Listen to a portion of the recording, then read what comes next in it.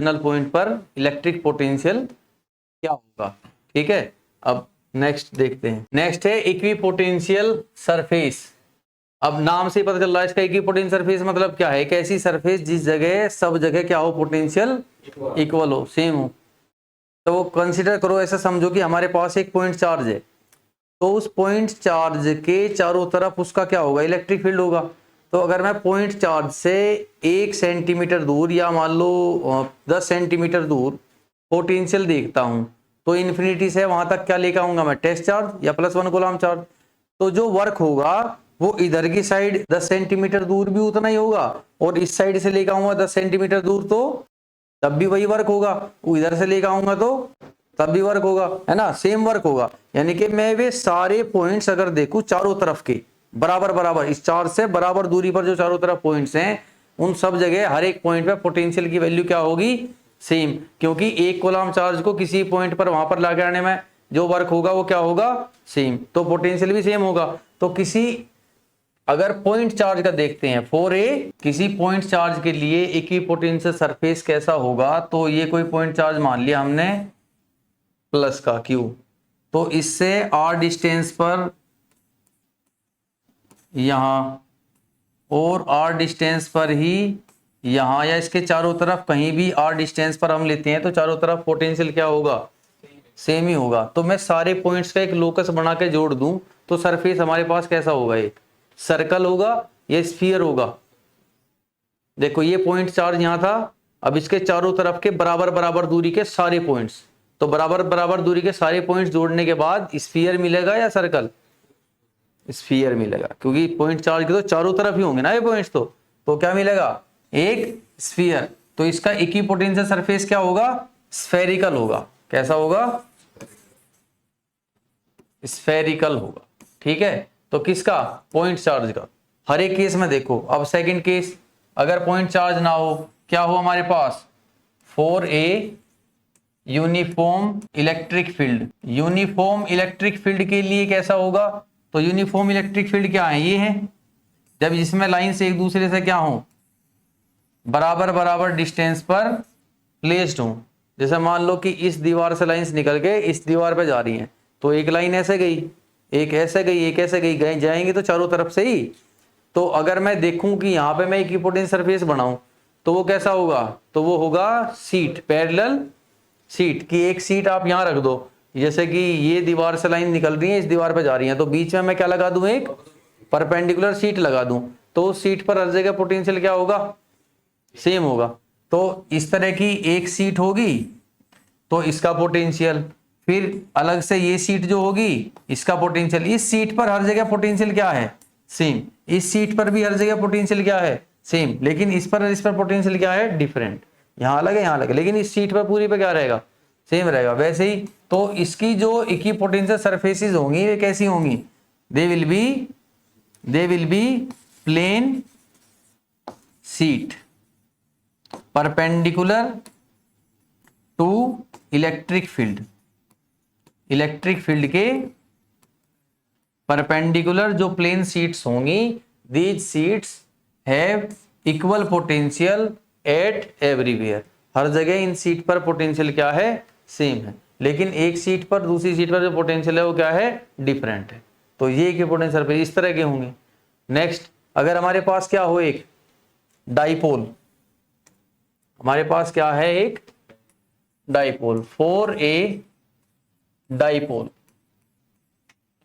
अब डाइपोल के लिए कैसा होगा, तो डाइपोल कह दो या फिर इसे ऐसा भी कह सकते हैं, for unlike charge, for unlike charge. तो अगर चार्जेस कैसे हैं, अनलाइक हैं, एक प्लस है और एक माइनस है। अच्छा, छोटी सी बात है, समझो कि इस प्लस से बराबर डिस्टेंस पर सब जगह पोटेंशियल क्या थे, सेम थे, प्लस के ही थे। जैसे मैं नीचे बनाऊं यहाँ कि ये प्लस का चार्ज है, तो इससे इतनी दूरी पर यहाँ पे 10 वोल्ट था, तो यहाँ भी कितना था, 10 वोल्ट, यहाँ भी कितना था, 10 वोल्ट, यहाँ भी कितना था, 10 वोल्ट। अब मैं इस तरीके से, ये अकेला चार्ज था यहाँ, अब मैंने यहाँ एक माइनस का चार्ज और लेकर आया मैं, तो ये माइनस का चार्ज इधर की तरफ हर जगह कैसा पोटेंशियल स्प्रेड करेगा, प्लस की माइनस? माइनस, क्योंकि पोटेंशियल तो स्केलर है ना, तो माइनस का चार्ज माइनस पोटेंशियल देगा, प्लस का प्लस, हर जगह माइनस का पोटेंशियल स्प्रेड कर रहा होगा। तो जो इसका माइनस का पोटेंशियल है वो इधर के पॉइंट्स पर ज्यादा होगा माइनस में, या इधर माइनस में ज्यादा होगा? इधर पास उनमें ज्यादा माइनस होगा।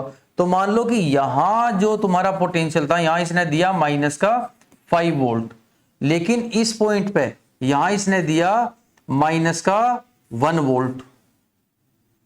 तो इस पॉइंट का पोटेंशियल पहले प्लस में कितना था 10, और इसकी वजह से -1 हो गया, तो टोटल कितना हो गया 9 वोल्ट। अब यहां पोटेंशियल टोटल कितना हो गया 5 वोल्ट। अब हमें क्या करना है, हमें तो इक्विपोटेंशियल सरफेस ड्रॉ करनी है। तो इधर 9 है, तो इधर की साइड भी कितना होना चाहिए पॉइंट पे 9। तो ये पॉइंट बेटे मैं नजदीक खिसकाऊं 9 करने के लिए, या दूर लेके जाऊं? नजदीक लेके आऊं, क्योंकि यहां 10 था पॉजिटिव में, यहां भी 10 था पॉजिटिव में। अब नेगेटिव चार्ज आया तो उसने यहां -5 दिया, तो टोटल कितना हो गया +5। अब यहां पे -1 दिया, तो टोटल कितना हो गया +9। तो मुझे इधर 9 है, तो इधर भी क्या करना 9, तो मुझे 5 से इसे क्या करना पड़ेगा, बढ़ाना पड़ेगा 9 तक। तो ये प्लस का पोटेंशियल कब बढ़ेगा, जब मैं इस पॉइंट को प्लस की तरफ खिसकाऊंगा। तो जो इधर के पॉइंट्स होंगे ना वे प्लस वाले के ज्यादा नजदीक आ जाएंगे, और जो इधर के पॉइंट्स होंगे वे थोड़ा दूर खिसक जाएंगे। तो जो इसका इक्विपोटेंशियल सरफेस ऐसा आता कि बिल्कुल बीच में गोला बनता, तो वो स्फीयर ऐसा ना बन के कैसा होगा, इस तरह का होगा कि ये जो पूरा स्फीयर था ये थोड़ा सा इस साइड खिसक जाएगा। और वैसा क्यों होगा, क्योंकि ये नेगेटिव वाला इधर की तरफ ज्यादा नेगेटिव स्प्रे कर रहा है, इधर की तरफ कम नेगेटिव स्प्रे कर रहा है। जिस तरह इसका स्फीयर बनेगा, एक स्फीयर ऐसा आया तो दूसरा भी ऐसा ही होगा, तीसरा भी ऐसा ही होगा, ठीक है। वैसे इसके भी स्फीयर होंगे। तो ये जो स्फीयर्स है वे कुछ इस तरह बनेंगे। तो मैं अगर इसका यहां पे ड्रॉ करूं इक्विपोटेंशियल सरफेस, तो वो हम किस तरीके से ड्रॉ करेंगे कि ये जो स्फीयर्स होंगे इसके जो पर्टिकुलर स्फीयर्स हैं वे क्या करेंगे, एक दूसरे से दूर हो जाएंगे, है ना। इधर भी और इधर भी जो स्फीयर्स हैं वे एक दूसरे के क्या हो जाएंगे, दूर। तो ये हमारा क्या होगा, equipotential surface for a dipole और फॉर अनलाइक चार्जेस। समझ आई बात, कि जो स्फीयर्स हैं वे इधर खिसक गए। अब इसे याद कैसे करें, वो तो हमने देख लिया कि एक्चुअली मेन रीजन तो ये था, है ना, क्योंकि माइनस का चार्ज आगे इधर की तरफ ज्यादा माइनस स्प्रे करेगा और इधर कम, तो ये पॉइंट्स इधर खिसक गए, ठीक है। लेकिन इसे अब याद कैसे रखेंगे, तो ये गोले कहाँ थे भाई, बीच में थे, है ना। तो चार्जेस क्या करते हैं, माइनस प्लस, अनलाइक चार्ज क्या करेंगे, अट्रैक्ट। तो इनके गोले क्या करेंगे, रिपेल, उल्टा काम करेंगे। इक्विपोटेंशियल सरफेस के जो स्फीयर्स हैं ये उल्टा काम करेंगे जो चार्जेस करेंगे। चार्जेस अगर अट्रैक्ट कर रहे हैं तो स्फीयर क्या करेंगे, रिपेल।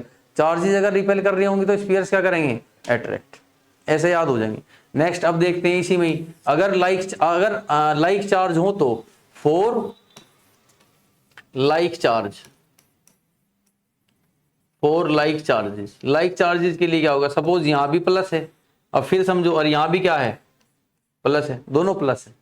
तो मैं ये प्लस यहां रख रहा हूं, पहले की तरह एग्जांपल लेते हैं कि इससे इतनी दूरी पर कितना वोल्टेज है, 10 वोल्ट। इससे इतनी दूरी पर इधर भी कितना है, 10 वोल्ट।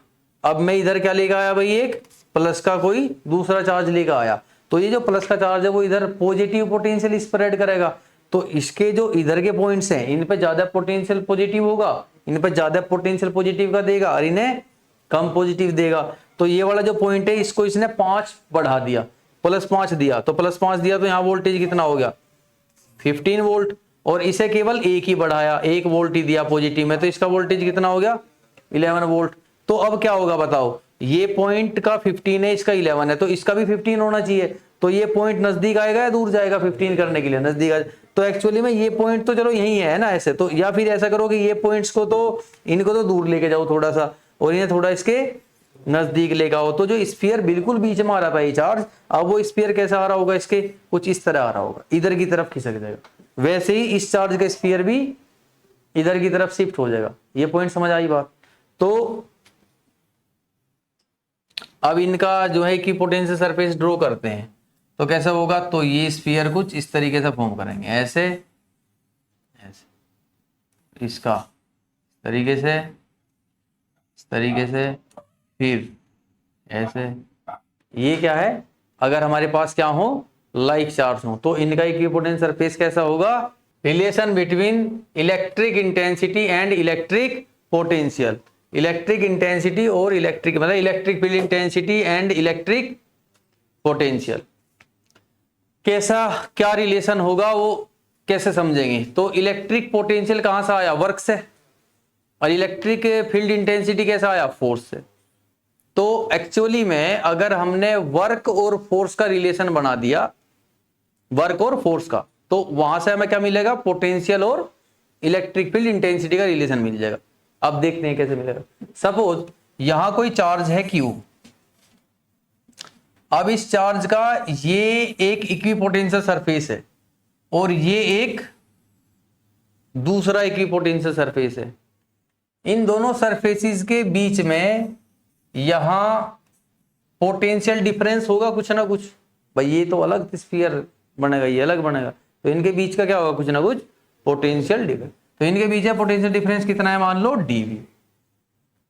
अब किसी चार्ज को, यूनिट पॉजिटिव चार्ज को यहां से इस पॉइंट से इस पॉइंट पर लेकर आते हैं और कितनी डिस्टेंस चलते हैं? dr। यूनिट पॉजिटिव चार्ज कह दो या सपोज Q चार्ज कह दो, कोई फर्क नहीं पड़ता। किसी Q चार्ज को मैं कहां से यहां लेकर आया, तो कितना वर्क हुआ? ये क्वेश्चन आया कि वर्क कितना हुआ। तो अब देखते हैं क्या वर्क होगा। तो वर्क कितना होगा भाई? तो वर्क ये ना कि to obtain relation between electric intensity consider two equipotential surface A and B। तो ये सरफेस हमारा क्या है? सपोज A, और ये सरफेस क्या है? B। तो A B से ऐसे लेगा और पोटेंशियल डिफरेंस दोनों के बीच में कितना है? dV का। ठीक है, let dV is the potential difference between two surfaces. कुछ इस तरीके से। वर्क कितना होगा? तो वर्क कितना होगा? dW इज इक्वल्स टू, भाई छोटा सा डिस्टेंस चले आप तो वर्क भी तो छोटा सा ही होगा, तो dW इक्वल्स टू क्या होगा? F, डिस्टेंस कितनी चले? dr, और एंगल कितना लोगे? 180 डिग्री। चार्ज इधर की तरफ खिसकेगा तो ये प्लस का प्लस पे फोर्स किधर की तरफ लगाएगा? बाहर की तरफ।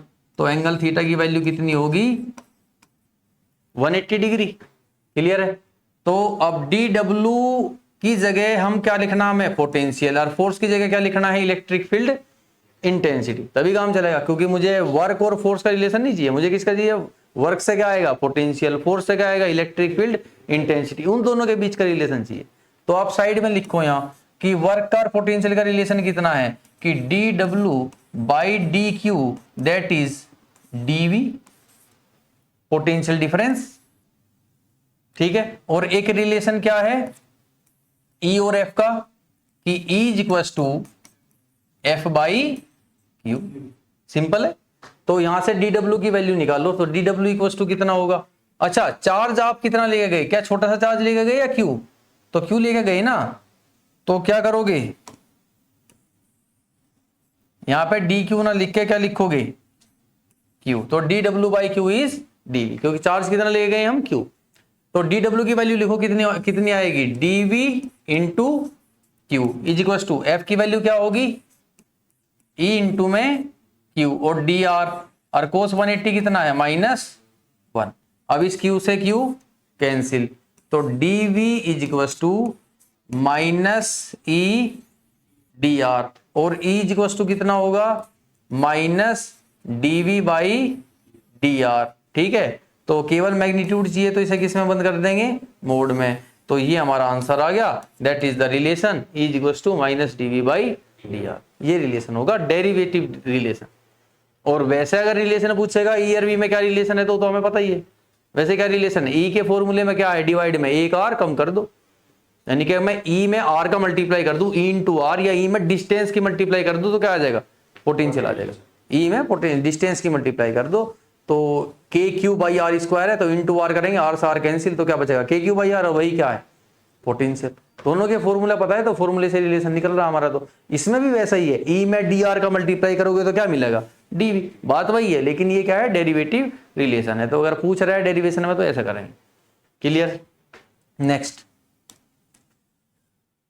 Potential energy of two charge system placed in external electric field. अगर दो चार्ज सिस्टम हैं और उन्हें हम कहां रख दें? किसी एक्सटर्नल इलेक्ट्रिक फील्ड में रख दें, तो उनका पोटेंशियल एनर्जी क्या होगा? अच्छा, दो चार्ज सिस्टम का पोटेंशियल एनर्जी क्या होगा? वो तो हम बिना इलेक्ट्रिक फील्ड के तो हमने निकाल रखा। क्या होगा, K कैपिटल Q इंटू में small q divide by R, है ना। पोटेंशियल क्या आया था, KQ/R। और पोटेंशियल एनर्जी जब निकाली थी दो चार्ज की, वो कितनी आई थी, KQ1Q2/R या K capital Q small q/R, ये आई थी। कब आई थी, जब वे अकेले दो चार्ज थे और किसी एक्सटर्नल बाहर से किसी इलेक्ट्रिक फील्ड के अंदर नहीं थे, है ना। लेकिन अब क्या कह रहा वही दो चार्ज हैं, लेकिन अब वे एक्सटर्नल इलेक्ट्रिक फील्ड के अंदर रखे, इलेक्ट्रिक फील्ड के अंदर। अब तो इलेक्ट्रिक फील्ड के अंदर रखे तो ये जरूर डिपेंड करेगा कि कहां रखे। इलेक्ट्रिक फील्ड के अंदर है तो ये जरूर है कि रखे कहां है। यहां पे पोजीशन भी क्या करेगी, मैटर करेगी। पहले क्या मैटर कर रहा था, बस उन चार्ज के बीच का डिस्टेंस, लेकिन अब ये भी डिपेंड करेगा कि पोजीशन क्या है। ठीक, तो सपोज कि अब ग्राफिकली देखते हैं कि हमारे पास क्या है कि एक चार्ज है Q1 और एक चार्ज ये है Q2। ये यहां रखा है इस पॉइंट पर, ये इस पॉइंट पर, और इस पॉइंट पर ये जो पोजीशन वेक्टर है इस पॉइंट का, ये कितना है R1 वेक्टर, इसका पोजीशन वेक्टर क्या है R2 वेक्टर, और ये हो गया इनका displacement vector that is R12 vector. Clear. इस पॉइंट पर जो अब यहां से यहां पे क्या है, यहां पहले से ही क्या है इलेक्ट्रिक फील्ड, और जहां इलेक्ट्रिक फील्ड होगा वहां पहले से ही क्या होगा पोटेंशियल। तो अब मुझे तो एनर्जी निकालनी ना इन दो चार्जेस की, और एनर्जी निकालने का तरीका क्या है कि कोई भी सिस्टम हमारे पास है, उस सिस्टम की एनर्जी निकालनी है तो सिस्टम को तोड़ दो, उन्हें इन्फिनिटी पे ले जाओ चार्ज को, इन्फिनिटी से बारी बारी लेकर आओ, तो जो भी वर्क होगा वो सारा वर्क टोटल करोगे तो क्या मिलेगा, सिस्टम का एनर्जी। तो क्या करना है कि ये जो चार्जेस हैं इन चार्जेस को इन्फिनिटी पे ले जाते हैं। ठीक है, इन चार्जेस को हम ले जाते हैं इन्फिनिटी पे। यहां पे है हमारा Q1 और ये दोनों चार्जेस हम कहां लेंगे भाई, इन्फिनिटी पे लेंगे, दूर ले। अब यहां कोई चार्ज नहीं है, दोनों चार्ज इन्फिनिटी पे है, तो मुझे बताओ कि क्या यहां कोई पोटेंशियल है, बिल्कुल है। क्यों है, क्योंकि ये दोनों चार्ज कहां रखे हैं, एक्सटर्नल इलेक्ट्रिक फील्ड के अंदर। बस ये बात समझो, यहां पहले से ही इलेक्ट्रिक फील्ड है, यहां पहले से ही इलेक्ट्रिक फील्ड है, और जहां पहले से ही इलेक्ट्रिक फील्ड हो तो वहां पोटेंशियल भी जरूर होगा। तो चार्जेस नहीं है, कोई चार्ज नहीं है, लेकिन इलेक्ट्रिक फील्ड तो है ना, एक्सटर्नल इलेक्ट्रिक फील्ड आ रहा होगा कहीं से, तो उस इलेक्ट्रिक फील्ड की वजह से यहाँ पे जो पोटेंशियल है वो कितना है, वो है VR1। यहां जो पोटेंशियल है वो कितना है, VR2। पहले से ही है, these are the electric potential due to external electric field. मैं लिख देता हूं VR1 and VR2 are the electric potential due to external electric field. ठीक है, R1 R2 क्या है, R1 and R2 are the position vector of charge Q1 and Q2, ये position vector. ठीक है, इतना कर लिया हम। अब हम वर्क निकालते हैं ना। पहला वर्क जो होगा हमारा W1 कितना होगा भाई बताओ। अब यहाँ पे एक चार्ज लेकर आ रहे हैं हम इन्फिनिटी से, ऐसे कितना चार्ज लेकर आ रहे हैं Q1, तो कितना वर्क होगा, चार्ज लाने से पहले यहां कितना पोटेंशियल है VR1 due to electric field. क्या करेंगे, इस पोटेंशियल का मल्टीप्लाई करा दो Q1 से, वर्क आ गया। यही तो है कि जिस पॉइंट पे चार्ज लेकर आ रहे हो, इस पॉइंट पे जो भी पोटेंशियल है उसका मल्टीप्लाई लाई गई चार्ज में करा दो, तो वर्क कितना होगा VR1 इंटू में Q1। इतना वर्क हो गया, W1 आ गया। अब W1 के आते ही यहाँ पे क्या आ गया, हमारा चार्ज भी आ गया, ये Q1 चार्ज आ गया। अब क्या करना है, अब इस पॉइंट पे चार्ज लेकर आना है कितना, Q2। तो मुझे बताओ यहां पे पोटेंशियल कितना होगा। अब दूसरा जो लेकर आएंगे तो वर्क W2 होगा, तो कितना पोटेंशियल है भाई यहाँ VR2, क्या इतना ही है, और भी है ना, किसकी वजह से है, Q1 की वजह से है ना, R1 पोजीशन में। यहाँ पे जो चार्ज रखा है Q1, ये तो आ गया ना। अब भाई पहले तो कोई चार्ज था ही नहीं, तो केवल इलेक्ट्रिक फील्ड की वजह से पोटेंशियल था सब जगह, तो यहाँ पे पोटेंशियल था VR1 बस। लेकिन अब यहाँ चार्ज आ चुका है, तो इसकी चार्ज की वजह से भी क्या होगा पोटेंशियल, एक तो इलेक्ट्रिक फील्ड की वजह से होगा VR2, और एक इस चार्ज की वजह से होगा Q1 की वजह से। तो अब बताओ कितना होगा टोटल पोटेंशियल, क्या होगा, टोटल पोटेंशियल होगा VR2 प्लस, अब इसकी वजह से कितना पोटेंशियल है, KQ1/R12। इसे मोड बंद करेंगे क्योंकि पोटेंशियल क्या है, स्केलर है, तो हमें कुछ नहीं करना, डायरेक्शन वायरेक्शन देना ही नहीं है, ये था वेक्टर, मोड बंद कर दिया, इतना हो गया।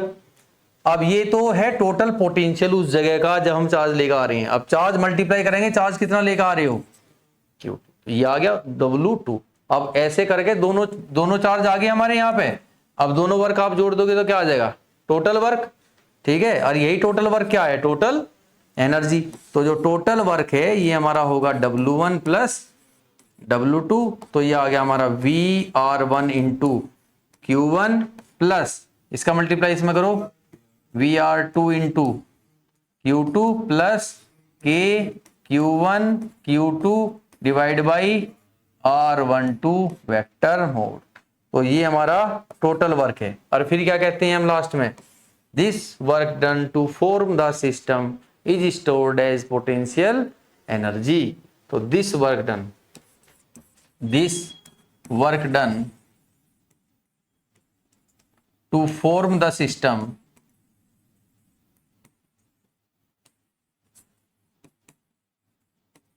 Is potential energy of the system. तो पोटेंशियल एनर्जी जो है सिस्टम की वो कितनी आई, VR1 into Q1 plus VR2 into Q2 plus KQ1 Q2 divide by R12 vector mod. और यही हमारा इस सिस्टम का पोटेंशियल एनर्जी है अगर दो चार्ज कहाँ रखी हो, एक्सटर्नल इलेक्ट्रिक फील्ड में। लेकिन अब देखो डेरिवेशंस तो बार बार बदल रही हैं, क्या हमने बेसिक बदला, बेसिक स्टार्टिंग से अब तक क्या है, सेम। हर डेरिवेशन करने का तरीका वही है। हमें बस क्या समझना है कि बेसिक क्या है, डीपली उसे समझ लो कि वो क्या चीज है, पोटेंशियल है क्या, कैसे निकलेगा। तो पोटेंशियल वर्क है, वैसे ही निकाल रहे हैं हम हर बार, ठीक है। एनर्जी निकालनी है, बस वही है, वर्क निकाल दे, तो वही है बेसिक। तो उसी तरीके से सारा करते रहो, चाहे कोई क्वेश्चन हो या डेरिवेशन हो, सारे हो जाए, ठीक है। नेक्स्ट देखो कोई टॉपिक है क्या, नहीं, खत्म। तो पोटेंशियल क्या हो गया अब तुम्हारा, खत्म। अब नेक्स्ट लेक्चर में क्या पढ़ेंगे, कैपेसिटर, ठीक है।